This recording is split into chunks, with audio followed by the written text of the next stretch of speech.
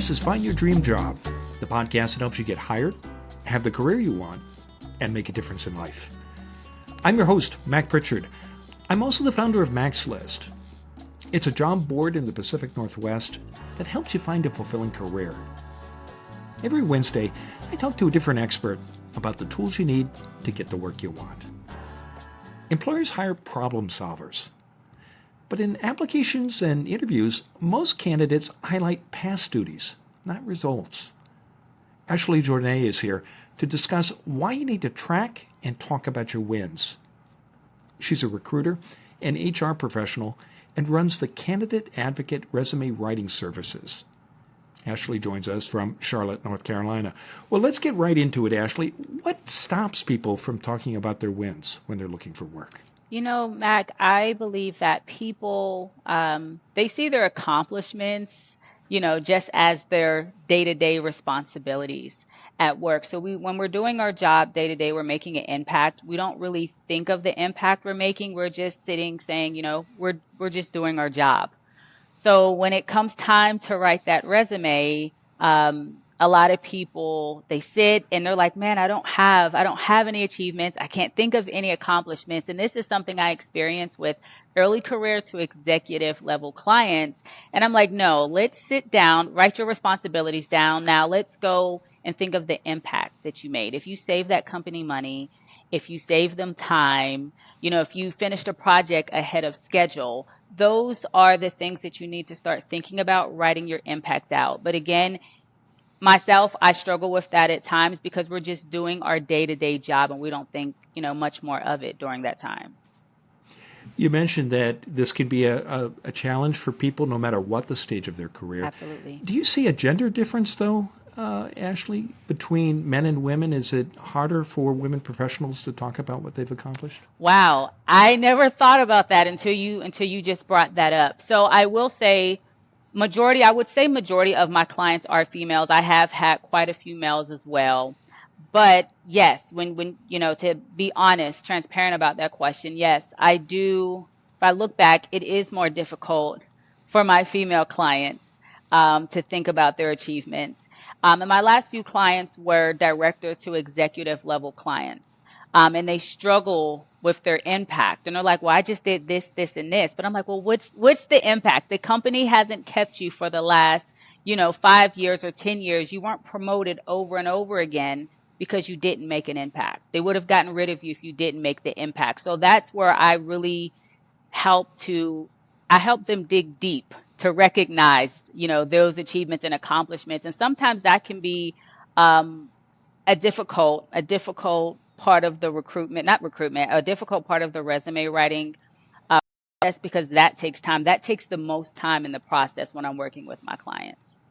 Okay, and we're going to talk in a moment about how to highlight your accomplishments. Before we get there, let's step back and talk about employers. Results matter to recruiters like you, and you wear two hats. You're both a coach and a recruiter. Yeah.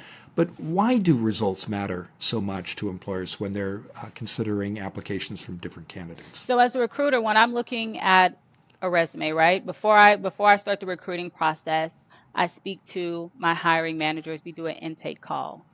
And during that time, they let me know what they're looking for. So when I'm reviewing a resume, let's just say, for example, I am looking for a procurement specialist. They do a lot of the purchasing and sourcing of our maintenance parts that we manage for some of our clients.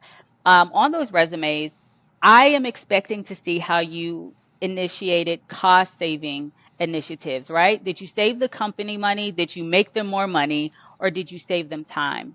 When you list those things on your resume, it's showing your future employers what you have been able to do for your previous employers, and it lets them know what you can, bring to their team, the value that you would add to their team if they were to hire you and add them to their team. What happens, Ashlie, in your experience, if as an applicant you don't talk about your accomplishments, if you don't share your wins, especially in your application materials before you get into the interview room? I'll be honest, when you don't share those achievements, and let me say this, it's a very competitive job market right now. Now is not the time, I like to say, now is not the time to keep it cute and mute about your achievements. There's going to be other applicants that list their achievements. So when you don't, you are risking you not getting a call back for an interview or for a phone screen because there's other people that have those achievements. And then I'll also be honest, I've seen a lot of tasks on resumes while viewing them as a recruiter. And sometimes I'll still reach out to those candidates and I will help them to articulate their value. And I'm like, well, you said you did this on your resume. Can you talk a little bit more about that? What was the impact? And then we'll go through, and I've actually had candidates go back and add that to their resume before their interview. I love that expression you shared a moment ago. It's not a time to be cute and mute. Yes. Yeah. Uh, what about your confidence as a candidate? What happens when you do toot your own horn and share your accomplishments? How does that affect your confidence in a job search? I feel like when you can easily articulate your value, but first you have to have that confidence from within. You have to believe in yourself if you want anyone else to believe in you. So when you walk into this job search and into your interviews and your phone screens with confidence, I feel like it allows you to better articulate your value. And when you articulate your value, um, in a way that snatches the attention of the recruiter and the hiring managers, that really excites the hiring managers. And, the candidates that do that, I get the notes from the hiring manager right after, like, hey, let's move forward with an offer, or let's go ahead and move forward with a second interview for this candidate. I've seen it over and over and over again. And the candidates who are less confident, that don't really elaborate on their answers and talk about their achievements, those are the ones that aren't making it to the next phase in the hiring process. You mentioned reviewing resumes Yeah. a moment ago. You've looked at thousands of resumes over the years, and there are different estimates out there. I think one you use on your website is that recruiters look at a resume perhaps for 45 seconds. That's correct. What can a member of the audience do to highlight their accomplishments so they do get noticed during that 45-second review? I would say to start tailoring your resume. Um, I'll be honest, as a recruiter, about 80% of the candidates that apply for the role don't even qualify on paper. And I think that's because this job market is a bit intense right now. It's all over the place. So people are mass applying to multiple jobs with the same resume. And I know tailoring your resume, it can take time. And some people are saying, I don't have enough time to tailor my resume to every single job. But tailoring your resume is what's going to get you in the door. For example, again, I'll go back to procurement. If I am recruiting for a procurement role, I'm scanning that resume. I'm looking for cost saving initiatives. I'm looking for sourcing. I want to see that you've worked with vendors. You have that vendor management experience as well, right? So if I don't see any of those things in the resume, I'm on to the next resume. I am dispositioning that candidate and moving on to the next person. So there's certain keywords that I am looking for when I'm looking at resumes. We've talked about the importance of accomplishments, Yeah. both on your application materials and especially your resume. What are the wins that matter most to employers in your experience? If you had to pick even just one or perhaps up to three, what stands out? I would say collaboration. Um, so when you have on your resume, let's say you do project management, right? If you're partnering with the engineering team and you're partnering with the maintenance team to work on a project right there, that shows cross-functional collaboration, shows that you're able to get along with people. You're also a team player. You're able to partner with them to accomplish, let's just say, project management, right? You're working on a project together. If you guys were able to come together to save money, save the company money, save them time, and come out, ahead of time, but under budget, like that's a game changer. So they want to see the collaboration, they want to see the teamwork, they want to see that you can save time. They definitely want to see that you can save money or make them more money. So I think those are the most important things, at least for the roles that I'm recruiting for when we get to the procurement phase there. Okay, yeah, the top three, and I thought you might say save time and save money, but it's striking to me, Ashley, that you're also talking about the importance of playing well with others, about the Yes. importance of teamwork. It's important for people to want to work with you. You want to be easy to work with as well. You don't want to come across as a difficult a difficult individual to work with. So being able to cultivate relationships with different people across the business, different personalities, diversified personalities, I feel like that's a game changer. That's a great, a great skill to list in your resume. Terrific. We're going to pause right here for a moment and we're going to take a break. Stay with us. When we come back, Ashlie Journet will continue to share her advice on why you need to track and talk about your wins.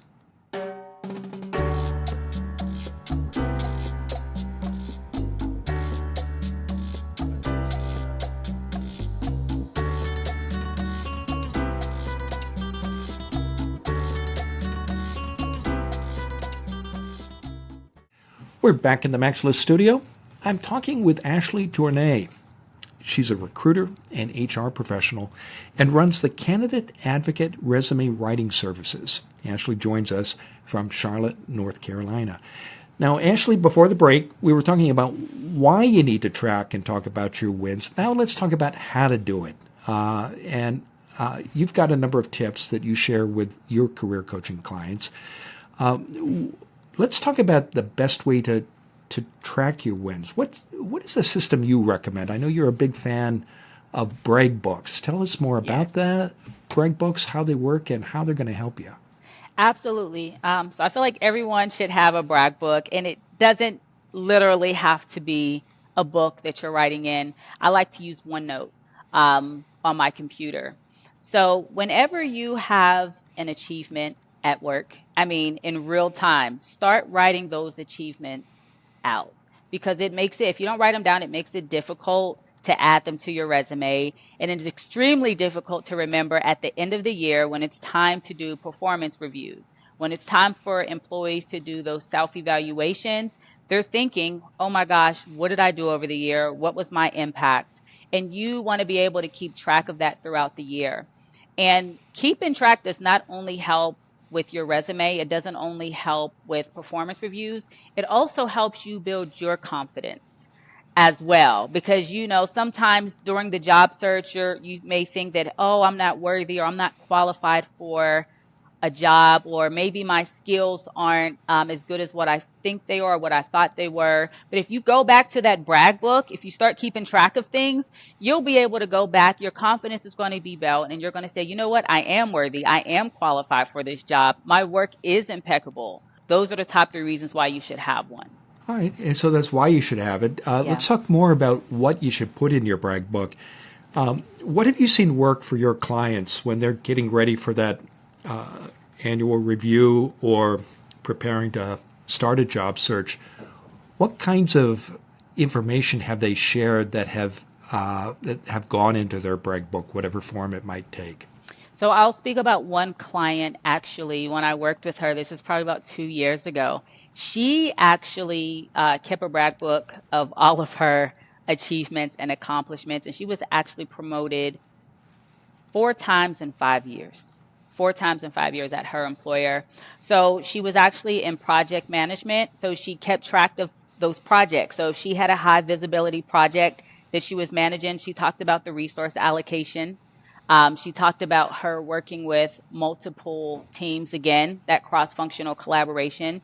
She discussed her global, working on global teams and working on global projects, saving the company money, saving them time, leading teams as well.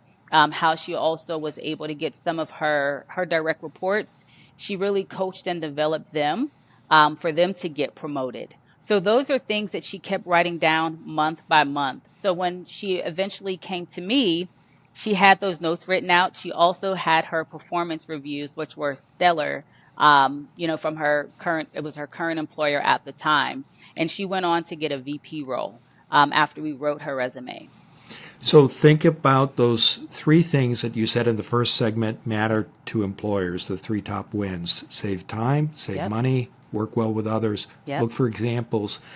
How and keep your performance reviews. Absolutely. When you have all that information, how have you seen your clients in your coaching business take that information and apply it to their resumes and application materials? Well, most of my clients weren't doing that, so that's why I have to have them really dig deep to to recognize and own and articulate their value and their God-given talent. It was just that particular client who actually did it. So when it came to me asking her about her achievements, she didn't have to think very hard. There were some things that I helped her recognize that she had overlooked, but it didn't take as much digging for her because she was already keeping track of those achievements. So now when I'm working with my clients, again, it's definitely difficult for them to recognize and own those achievements. I let them know, going forward to make sure that they are tracking those things so that it's not difficult. We don't have to go through this long drawn out process to think about what your achievements are. Okay. What's the best way to put those wins into your resumes and application materials? So I would say on resumes, I feel like the executive summary or your professional summary, that is like your 10 seconds of fame right there, right? That should make a hiring manager or recruiter want to continue to read through your resume. So I feel like your expertise should be in there, maybe one achievement. Then I like to have a career snapshot section underneath there. Well, under your skill section, a career snapshot that's going to have maybe 3 to 4 of the best achievements you had throughout your career over the last 7 to 10 years. You want those top 3 achievement or top 3 to 4 achievements there.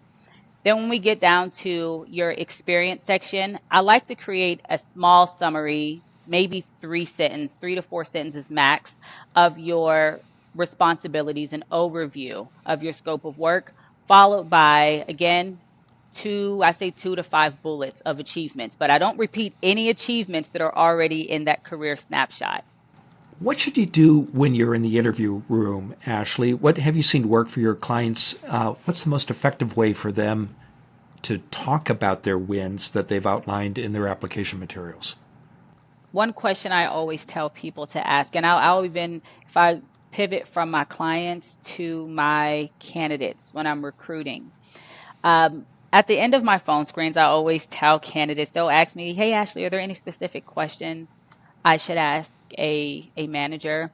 I always tell them to ask a manager what their current pain points are. And that is something that has worked for me throughout my career. I ask what your current pain points are on your team, and then I follow up with a response on how I have dealt with a similar thing, a similar pain point, the actions that I took to resolve that pain point, and then the outcome. And that has gone over very well with both my clients and my candidates for recruiting. In your experience, both as a recruiter and a career coach, do you find that most candidates ask employers about their problems and then get that opportunity to talk about how they've solved similar problems in the past? I would say during this job market, not as much. And I'll be honest, I feel like a lot of candidates right now, a lot of people have been ghosted, right? A lot of people have applied for hundreds of jobs and haven't gotten a call back or haven't gotten that job offer. So some of these candidates are just showing up excited to have the opportunity to interview. So at the end of like my screening calls, I'm like, hey, do you have any questions? And I'm not pressuring them, but I want them to know that it's okay. It's okay to ask questions. Or I'll hear someone say, hey, I'm sorry, I have a question. And I tell them, you don't need to apologize. You searching for a new job, like you getting a job that changes the life of your family. It changes your life. This is a pivotal part in your career. So I encourage them to ask questions. And if it's something that I myself can't answer, I tell them to save that question for the hiring manager. But I do encourage them to ask questions for Okay. sure. So employers welcome questions, and Absolutely. if you want to stand out from your competitors, that's one way to do it, especially if you're asking about the employer's problems. Absolutely. Terrific. What about mistakes that you might see candidates make when talking about their wins? Some people, for example, might worry, well, if I talk too much about myself, I might come across as egotistical. Is that a mistake, or are there other errors people should pay attention to that you've seen people make? I don't necessarily think it's a mistake. I feel like it is a learned behavior that myself included has had. I feel like society tells you that you shouldn't brag about yourself. It comes off as selfish, and I think those are things that people think about in those interviews, like, oh, I don't want to talk about myself. Oh, I don't want to come off as prideful. I don't want to come off, as a selfish person.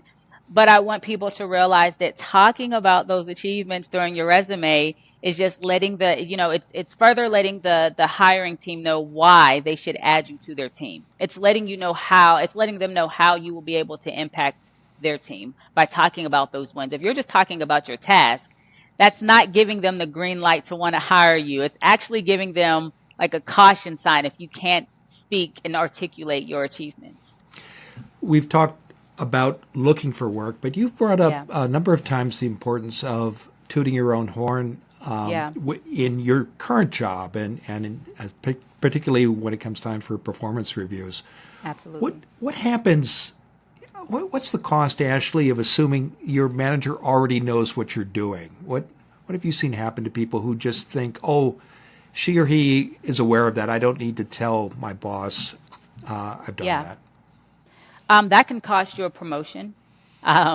Because at the end of the day, your manager, just say you're on a large team or even a team of 3 to 5 people, a smaller team, your manager is not keeping up with all of your achievements. That's not their responsibility. Yes, it's their responsibility to congratulate you or appreciate you. That's what managers should be doing. Companies should celebrate and appreciate you, but it is not their responsibility to write down every single achievement. It is your responsibility as the employee those achievements and bring them up on that self-evaluation. Well, it's been a great conversation. Now tell us, Ashlie, what's next for you? What's next for me? I've paused on taking resume writing clients until Q2 of 2026 to kind of focus on another baby that I have. My husband and I recently launched a Christian clothing brand back in November 2025. So that is where my focus is right now, but I'll begin taking my resume clients in 2026. So I do have people reaching out to me and they're on a wait list right now. Well, congratulations on the launch of the new business. I know members of the audience can learn more about your career coaching services by visiting your website, candidateadvocate.com. We'll be sure to include that in the show notes. And you also invite listeners and viewers to connect with you on LinkedIn. When you do reach out to Ashlie, please mention you saw or heard her on Find Your Dream Job. Now, Ashlie, given all the great advice you've shared today, what's the one thing you want an audience member to remember about why you need to track and talk about your wins? I want you to track and talk about your wins, not for just employers, but for yourself, to remind yourself that you are capable, that you are qualified, and that you are worthy of getting your dream job. Thank you for listening to Find Your Dream Job. You can support our show and help others find it by leaving a review and rating on Apple, Spotify, or wherever you get your podcasts. Have a question or a suggestion? Email me at mac@maxlist.org or connect with me on LinkedIn. To make sure you never miss an episode, sign up for our free weekly newsletter at maxlist.org/podcasts. This show is produced by MaxList. Susan Thornton Huff schedules our guests and writes our newsletter. Lisa Kislenberry Anderson manages our social media and creates our transcripts. Our sound engineer and editor is Megan Hattie Stahl. Our music is by Freddie Trujillo. This is Mac Pritchard. See you next week.